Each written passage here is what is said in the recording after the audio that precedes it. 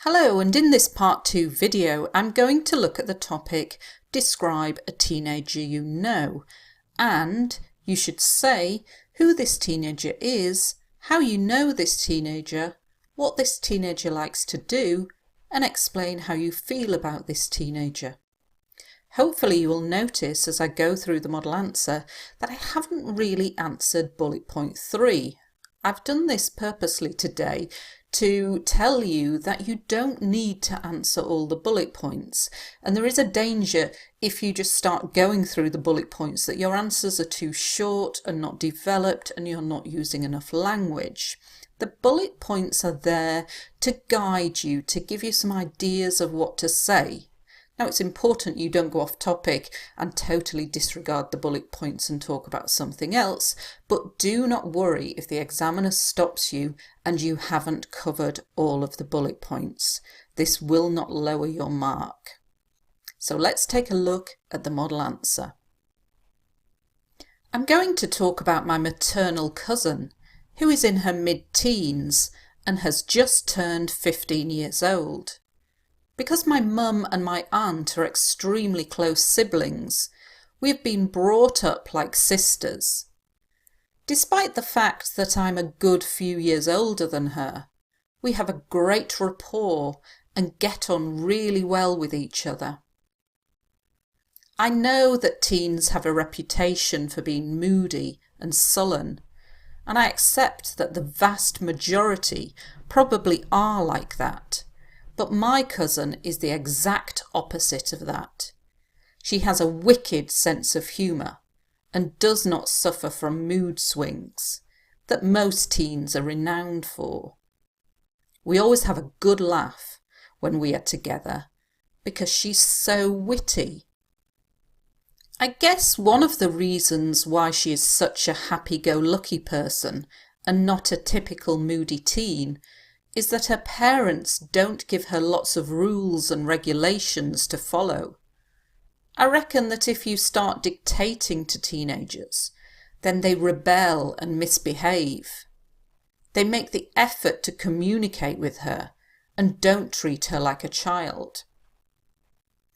As I've said, we're a close-knit family, and I see her as my sister rather than a distant cousin.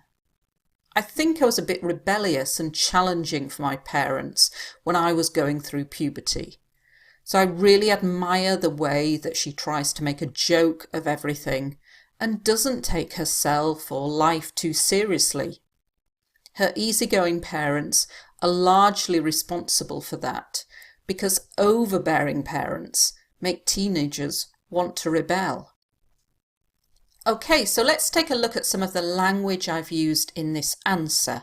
Now in my model answer I try to use as much complex language as possible, and I understand that this is quite hard for you to do in the IELTS test. Just do as much as you can. And remember, I'm a native speaker, so I'm going to use much more complex language. I'm not going to go through every single item in the video, and please don't send me questions about every single item. You can look them up and find out online what these things mean. I'm just going to pick out the ones that I think you might not know or the most useful in this answer. So first of all, my maternal cousin. This is my cousin on my mother's side, so my mother's sister's daughter. We also say paternal, meaning father's cousin. So my maternal cousin, my paternal cousin. Remember to not give exact ages. I mean, I have gone on to give her exact age, but in her mid-teens, use things when you're talking about people in his or her mid-20s, mid-30s, late 40s, these kinds of expression. But I have put her age because I wanted to use some good grammar and language. She has just turned 15, and this means she's just had her birthday. Close siblings. Sibling is another word for brother or sister. I often get asked about the discourse markers I use, and I use quite complex and formal ones, despite the fact that, which means although. The reason for this is I speak quite formally in real life a lot of the time. I don't always say things like, you know, like, whatever. So I would use these in real life, and also I'm trying to use them to get you to use them in your writing as well. So instead of using although all the time, despite the fact that. A good few years older. Now this is quite informal and it means quite a few years older. A good few years older. Something to be used in speaking, not writing. We have a great rapport. This is a loan word from French, and rapport means relationship, and it means we have a good relationship. A reputation is like a name that you, or an idea you have about something or somebody, and we all think of teenagers being moody, so they have a reputation for being moody. Sullen is just another word for moody. The vast majority, and I've used this because this is great for writing, it's great for academic IELTS writing task 1, where you're describing a bar chart or a table and you want to say most of them, the vast majority. Now you probably know the expression a sense of humour, a good sense of humour. This is more complex, more informal, a wicked sense of humour, and it means a really good sense of humour.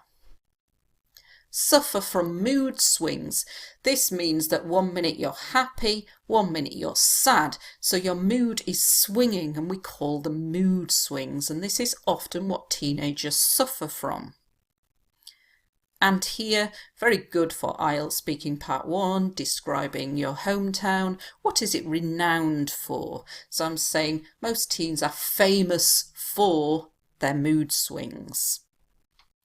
And witty, this means very funny but in an intelligent way. So not just funny, but says things that are quite intelligent and funny.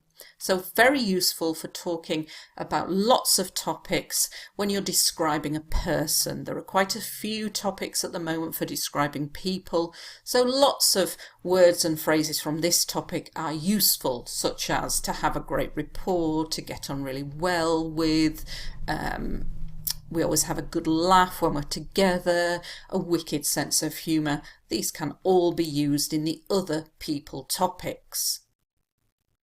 A happy-go-lucky person. This is just describing a person who's always happy. We call them a happy-go-lucky person. Rules and regulations, good for IELTS writing, task 2 as well. We often just describe rules. We put rules and regulations together. And to dictate to, this means to say you must do this, you must do that. So you must switch off your phone at 8 o'clock. You must not go on the internet after 7:30. These kind of things where you're becoming like a dictator. You're saying you must do this. And when you do this to something, they rebel. And this means they don't do it. So if you say to a teen, don't go on your phone after 8 o'clock, they're more likely to go on their phone after 8 o'clock because you've said don't do it. And this is called to rebel. And misbehave, any word with miss in the front means wrong, so behave wrongly, behave badly. A close-knit family. This describes a family that's very close. So you have a good relationship and you're all close to each other. A close-knit family. A distant cousin is the opposite. It's a cousin you don't see very often. A distant cousin. So we've had the verb to rebel. You've got the noun a rebel. So we pronounce these differently. To rebel. A rebel. And here's the adjective, rebellious. So teens are often described as rebellious. They go against authority. And challenging, this means difficult. Now what happens to teenagers? They go through a process called puberty. and we say to go through puberty. And this is when they start suffering from bad skin, acne, greasy hair, mood swings, and it's all because of this phase, to go through puberty. But I'm saying she doesn't take herself or life too seriously. So good for other topics of people. He doesn't take herself, himself too seriously. Her easygoing parents are largely responsible for. Good for IELTS writing task 2 as well. Instead of just saying the government is responsible for, the government is largely responsible for. So it's mainly responsible for.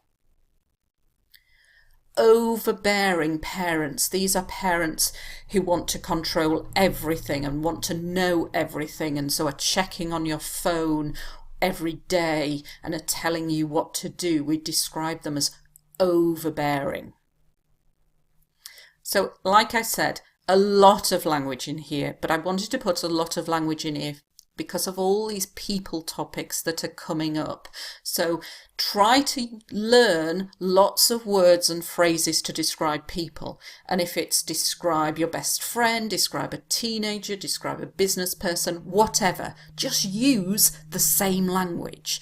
It doesn't matter if it's true or false. This person I'm describing doesn't exist. You just get as much language in your answer as possible. So make sure you've kept a record of all words and phrases to describe people, because it'd be very useful for the IELTS exam.